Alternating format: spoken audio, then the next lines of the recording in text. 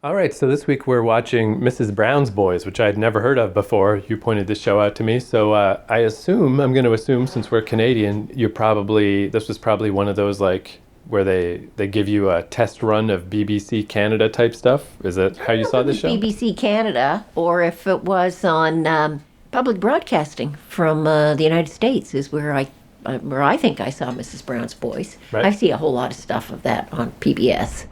They're great for that. Right.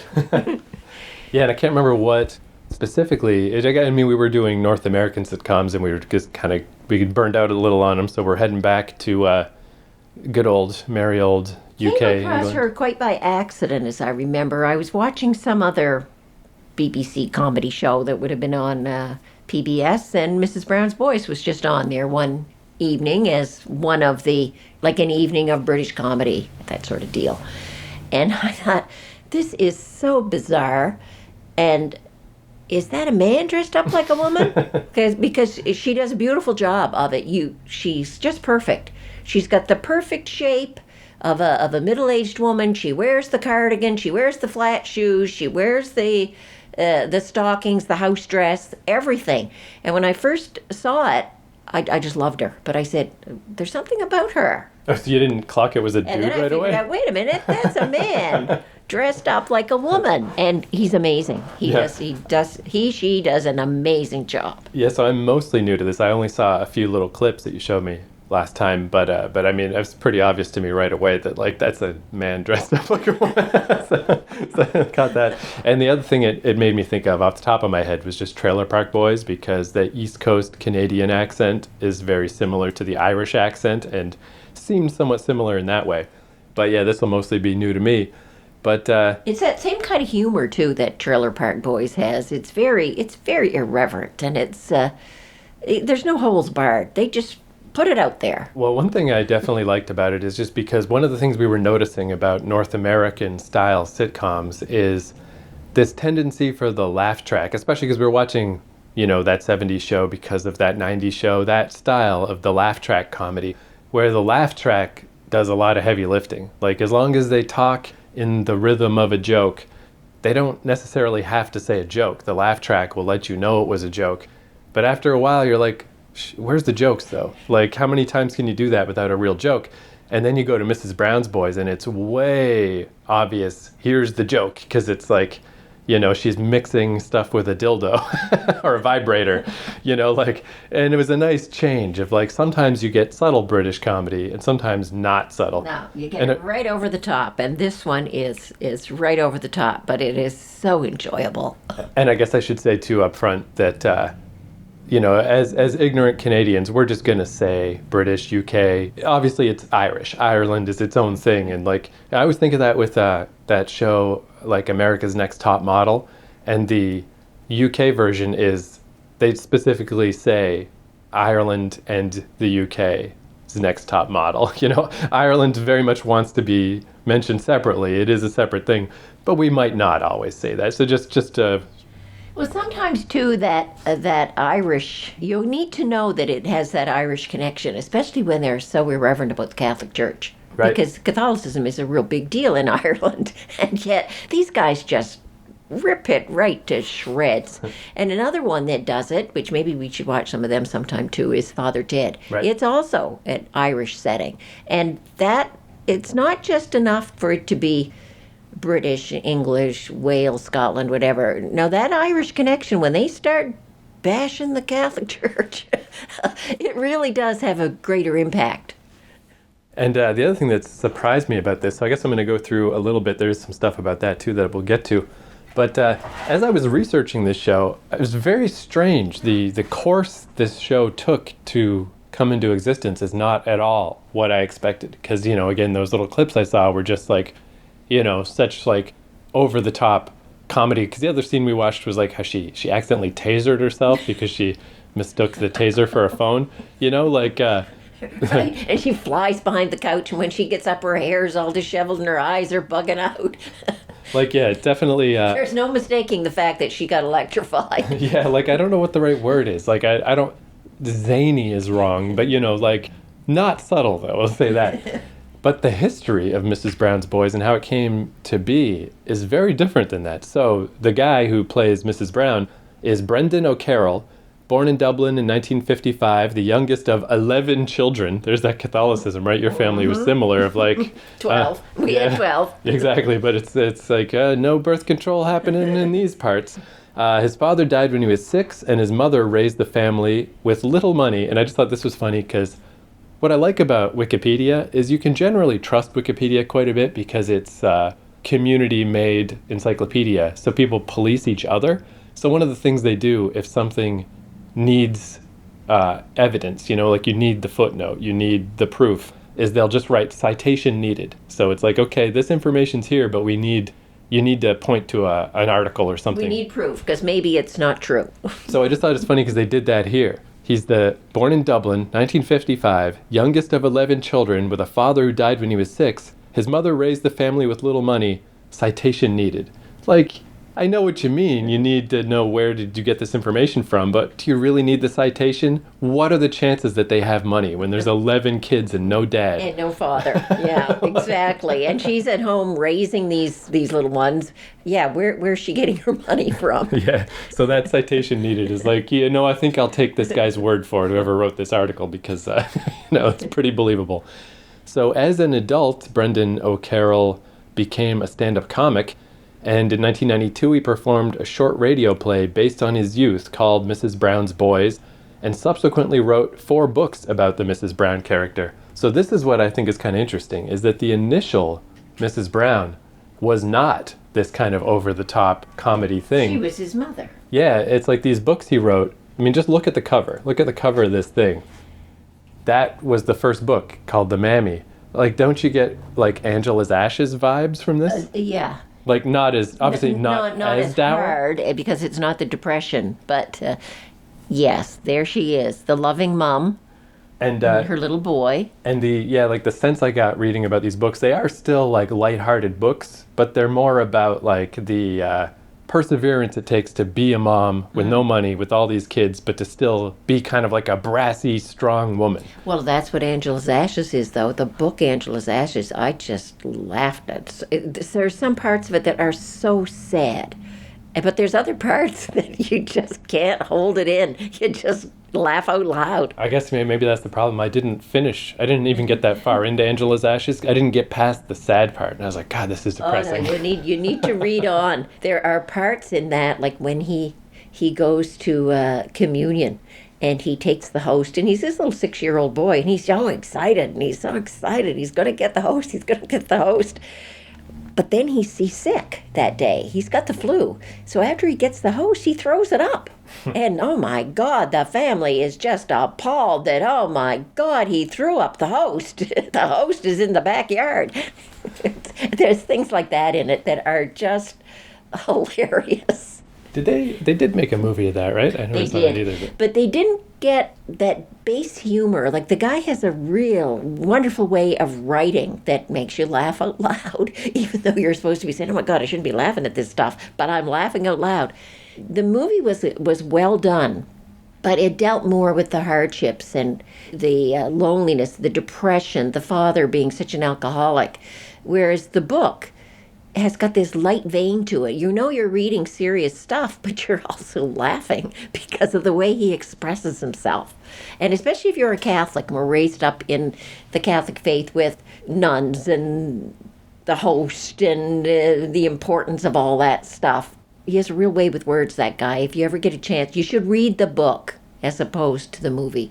Movie was good, but different. Right. I mean, yeah, I think that's generally, in most cases, the book. The books are better in all cases. But, this is kind of one of the ultimate, this thing comes up a lot on this podcast that I know X, Y, or Z because of The Simpsons. This is like the ultimate one because, obviously you had me go to Catholic church as a kid. And I mean, I think I took to it okay at first. I was like the little teacher's pet Sunday school kid. And then I just got a little older and I was like, I don't want to get confirmed and do all this stuff. But I didn't necessarily know it was Catholic church. I didn't know the difference between Catholic, Christian, I mean, I don't know how much difference is there. It's all kind of the same shit. It wasn't until The Simpsons did an episode where Bart and Homer become Catholic that I'm like, oh, that's what that was. I'll have to watch that one. Yeah, because there's all the I'll enjoy Catholic that one immensely. stuff. Yeah, and it's just like, oh, okay. But it's just funny that going to church for years didn't clue me into what this actually was. Like, in my mind, Catholic and Christian and whatever. And Protestant. And, It's just religion is all it meant to me. Yeah, The Simpsons. The Simpsons even taught me that. It taught me what my own stupid religion was, which is weird. But anyway, it's interesting though that this Brendan O'Carroll guy's is very so similar to the Angela's Ashes trajectory, just less famous outside of Ireland. This particular thing, because they also made a movie based on these books, and this is going to seem so weird compared to Mrs. Browne, who's using the vibrator to stir up stuff and tasing herself. So they made this movie with Angelica Houston in it. It came out in 1999, based on the books, but again, it seems like they missed out on the comedy part, and this is really just about, this mom has got all these kids, but she's not done for yet. She's still got some vim, she's still got some vinegar, she still has room for romance. So let's just watch this trailer, because and it's called Agnes Browne? With an E, though. An extra E. But yeah, just like this character couldn't be more different. But technically, it's from the same source material. It's by the same guy. But yeah, just I was really surprised when I saw this. It was a sad day for Agnes Browne when she buried her husband, Nicholas. Now, all she has is 7 children. Don't leave us, please. I never knew. A lot of debts. I want to be money by tomorrow. And no choice except to start over. Agnes, it's been over a month now and you haven't set foot outside the door. Marion, I'm not in the humour. Well, get in the humour. October Films presents Angelica Houston. All I have now is my kids. I have to make sure they grow up right. With the Browns, stick together, right? He likes you. Don't be stupid, Trees. Just being friendly. Agnes Browne. Weird, right? Like, it's just the tone is so different. That's like this kind of, it's got some lighthearted joke stuff, but it's really just like this slice of life sort of drama. But it doesn't interest me enough to say, oh my God, I've got to go and see that movie. Yeah, it really looks sort of generic, right? And I got the books that he wrote about this Agnes Browne character were well received, but the movie not so much. And I never heard of it. Well, I suspect that his mode of writing is similar to the author of Angela's Ashes, and that's probably why the books are successful. He probably has this underlining tone of black humor. Right. Where, it's like that movie version really leaning heavy on. That seems kind of saccharine and like a little romance. And yay for the mom who's raising her 7 children and she's going to find love. What is that called? Like the if in the seasons of your life, like a fall romance. Well, as they said, a feel-good movie. And they when they introduced it there on the write-up, it said feel-good movie. So I was just very surprised that the proto versions, the pre-versions of Mrs. Browne's Boys, like if the current version reminds me of Trailer Park Boys, the earlier things remind me of Angela's Ashes and stuff. It's like, well, this is not what I expected. Very weird. But anyway, from there, because that was only 1999, still over a decade to go before this show started. So O'Carroll decided to put together his own theater company called Mrs. Browne's Boys, and the actress he hired to play Mrs. Browne didn't show up. So he had to play Mrs. Browne himself, and it worked. So he just kept doing it. So, I mean, that's lucky, right? That whoever that was didn't show up, because that'd be different. And they performed stage plays and made some straight-to-DVD recordings that they just sold in the Irish market. But they toured around with this show enough, which even, the TV version, they show that it's sets. They show the audience. Yeah. So the TV version, actually, when you think about it, is very much like a stage show. Right. With, and that's where it all came sets. from. Yeah. I never thought about that before, but yeah. So, and again, this is where it gets so intertwined with all of the different UK, Ireland stuff, is that they did this show for a few years until they were approached by BBC Scotland to make the series Mrs. Browne's Boys. So BBC Scotland got them the pilot, and then the pilot was approved by original mothership at BBC, but then it debuted first in Ireland before it spread everywhere else. So this is why, again, like, for us who don't live there, This is why we all kind of lump everything together more so than we should, because it's so confusing, you know? So anyway, now the show. Mrs. Brown's Boys is an Irish television sitcom which began January 1st, 2011. It ran for 3 regular series, and then they had yearly Christmas specials ever since. And there is a new series debuting this year, I believe, debuting soon. So, man, those Christmas specials, I see that with so many British shows where, you know, they have their run, but then they keep with the Christmas specials. So, like, Christmas must be the best time ever in the UK, right? Like, all your shows that you love that aren't necessarily running anymore all come back for Christmas. That would be awesome. I guess if the weather's bad, you just sit in your house and watch Christmas specials. Yep. So the show adopts an informal production style where mistakes and tomfoolery, mostly instigated by O'Carroll, are edited into the episodes. And as I was saying, they show that it's a crowd, and they reference Live. that and stuff. It's filmed live. And like you were saying earlier about Father Ted, despite initial unfavorable comparisons to Father Ted, the show became a ratings success in Ireland and the UK, and also received high ratings in Australia, New Zealand, and Canada. So that's where I thought maybe you saw it on like BBC Canada as opposed to PBS, because Definitely saw it on PBS. yeah, like kind of what they're saying here is it's popular anywhere where the Queen's on the money, which is a nice way of saying it didn't catch on in America. But I mean, Australia, New Zealand, Canada, everyone else loves it. But you know, there's enough Irish in the United States that it could very well be popular there too. Yeah, could be. And it was adapted in a bunch of places. You know, how, what was the other show like this that, Kenny versus Spenny, with all the different names for different, so the different names for these ones, it was adapted in Quebec as Madame Lebrun. And that one went really well. It went like 5 seasons. So they actually ran out of episodes and had to start making their own, like writing new episodes. It played in Greece as Super Mammy and in the Czech Republic as Pan Mama. So I've got 3 episodes. I just picked them kind of at random, one from each of the 3 original series. So Series 1, Episode 1, The Mammy. Series 2, Episode 3, Batteries Not Included. And Series 3, Episode 1, Mammy's Spell. So yeah, just 3 random episodes, and we'll watch those and then come back with our Mrs. Brown's Boys Okay, thoughts. we'll get your laughing face on, because here we go. Yeah.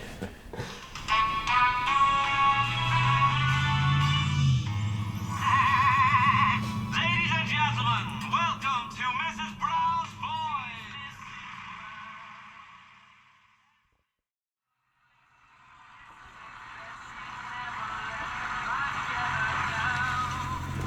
Do you think by Series 3 they cut back on the swearing a bit, or is it just coincidence? Because it really was like in the first episode, like so much swearing. We were saying as we were watching it that that's like a recurring thing with this little show we do, is I get a fair number of comments of people that think I swear too much. And I mean, I guess I can see their point. You know, if we're talking about the Waltons, maybe it's a little incongruous for me to suddenly drop an F-bomb, but that's not going to happen with this episode. Because, like, yeah, there's nobody who's a fan of Mrs. Brown's Boys is going to have a problem with saying the F word, feckin' this and feckin' that. It was like tons. Yeah, I didn't notice that it had been cut down, but now that you mention it, yes, it's not as noticeable as the show progressed as it was at the beginning. So they probably did cut some of it out. Because, yeah, it seemed like a normal level, you know, for me to think it's a lot, it must be a lot, because I love swearing. But in that first one, I was like, wow. Like, I wonder about his real life mom.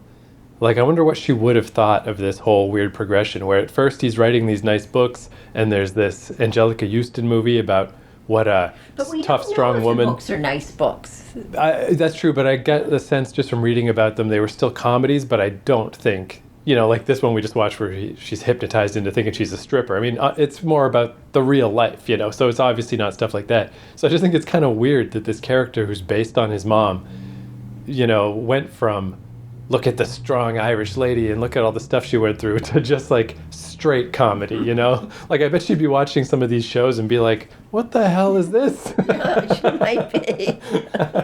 Because it's super funny, but it'd just be weird if it's tangentially based on you.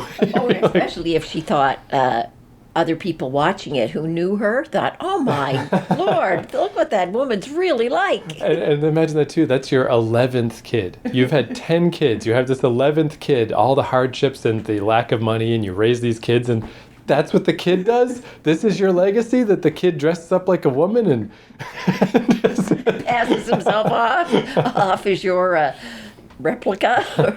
But I really did like the how loose it was. Like in that very first episode, as soon as the live audience did the like "ah" moment, it's like he didn't want to let it get too sentimental. Yeah. So immediately he goes, "I'm just a man dressed as a woman." Like he just wants to immediately like, nope, cut that out. And they kept in the parts where obviously people are, the crew themselves are laughing and can't control it, like that Barbie and Ken scene.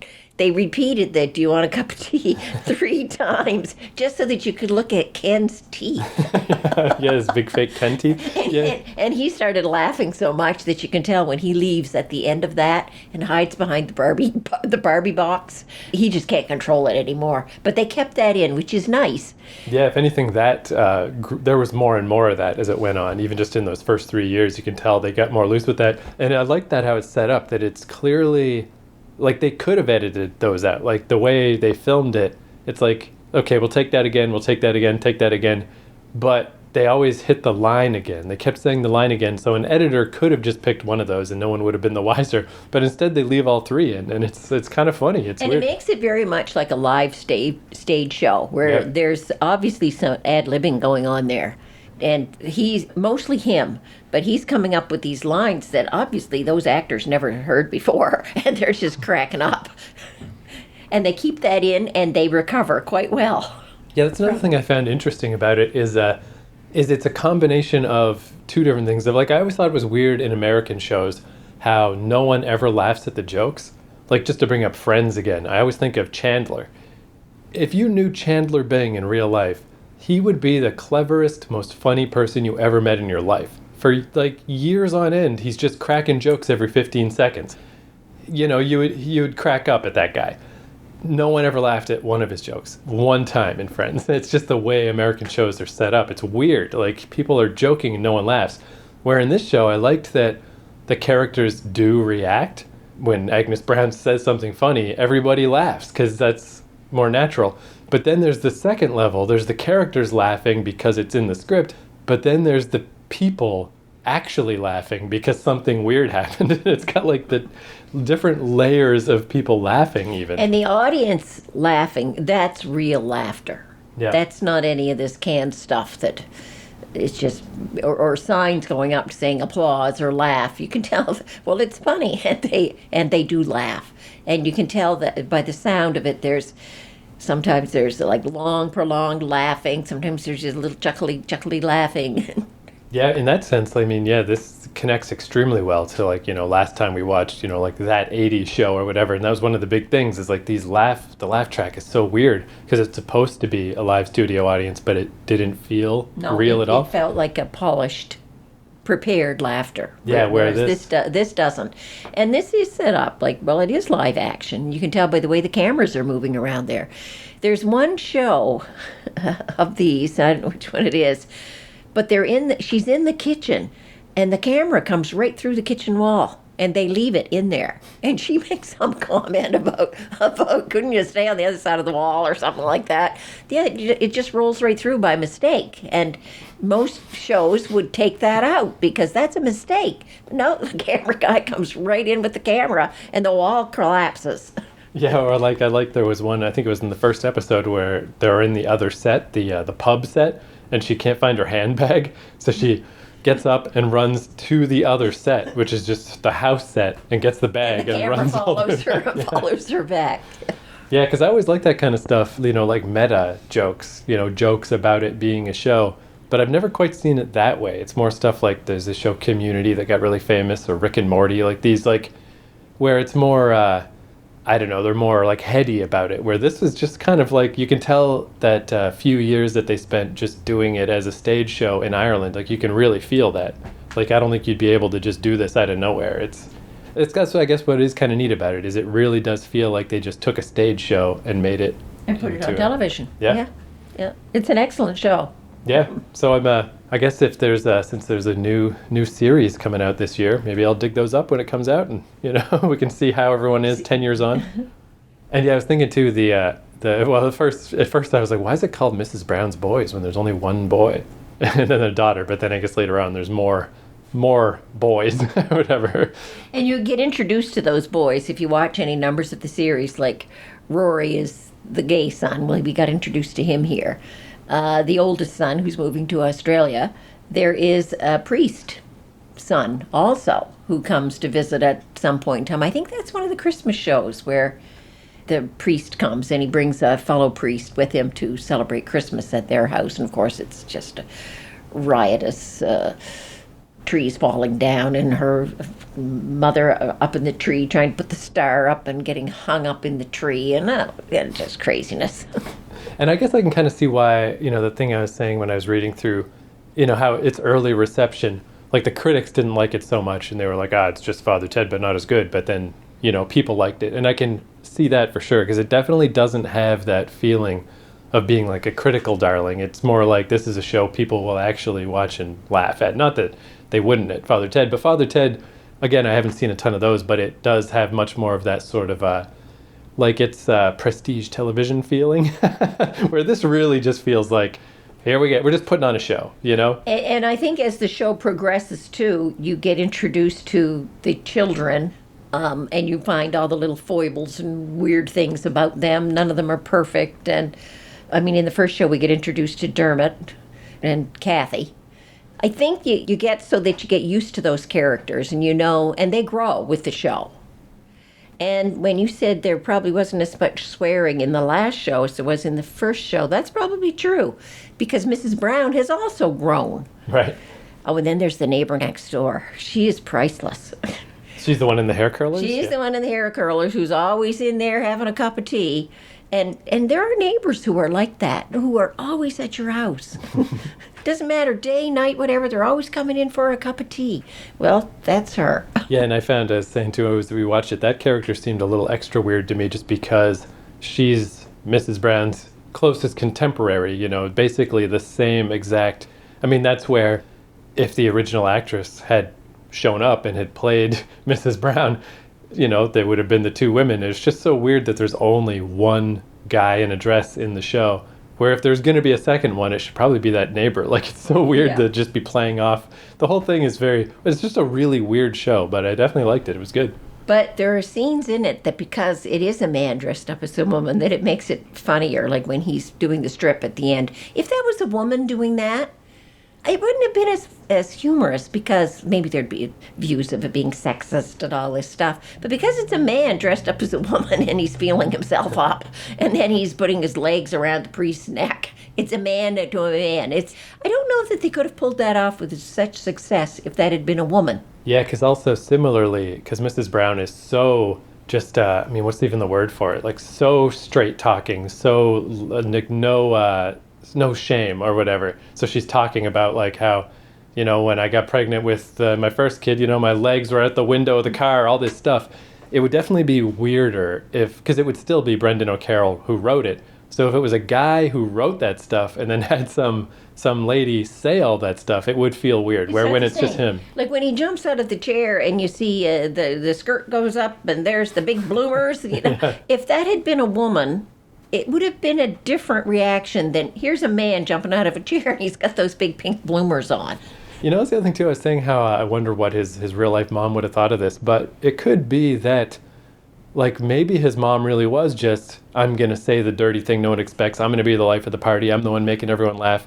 Maybe his mom would have saw the Angelica Houston movie and been like, what the fuck is that? And then saw Mrs. Brown's Boys and been like, there you go. That's better. Yeah. Yeah, I do wonder. Maybe I should try to, I don't even know how easy it is to find those books here because, again, they were a big hit in Ireland, but not as much everywhere else. I really am curious, like, what was his real mom like? Because those two versions of Agnes Browne are like opposites of each other. Well, and remember too, though, the books, presumably, if the Angelica Houston thing is based on that, that's when those children would have been young, growing up. Right. Now this is an adult. Yeah, These are adult children. Right. Living at home or always dropping in, or I don't know if the books go that far along and deal with adult children or not, but that's a different outlook too. Yeah, that is a good point because that would make a little more sense because the Angelica Houston movie was so clearly like a big part of it is like, oh, I'm gonna even though I've got all these kids and responsibilities, I'll find a little time for myself to have a romance. Where you can't even imagine that in the series. Like, No. she's well beyond caring about any of that type of Yeah, thing. relationships are out the window. She's raised those children. They're either they've made something of themselves or they haven't, and most of them haven't. Yeah. And she's still raising them, and she's still learning. But it's nice to get back to British shows, because if I had to just paint with a broad brush, I do think shows from the UK and Ireland and that area are generally better, you know? Or Yeah, they're, well, because they don't seem to get hung up on social mores or, well, definitely they're not hung up on religion. right. Don't mind throwing Catholics and priests and Yeah, well, it's everybody such a, else. Just throw them under the bus. Let's go. it's such a strange duality, right? That there's the prominent Jesus picture in Mrs. Brown's kitchen, and then I noticed on the other side of the room there's two more Jesuses. There's Jesuses everywhere, but then when the priest shows up, she's like, this is what I fucking need. This fucking priest.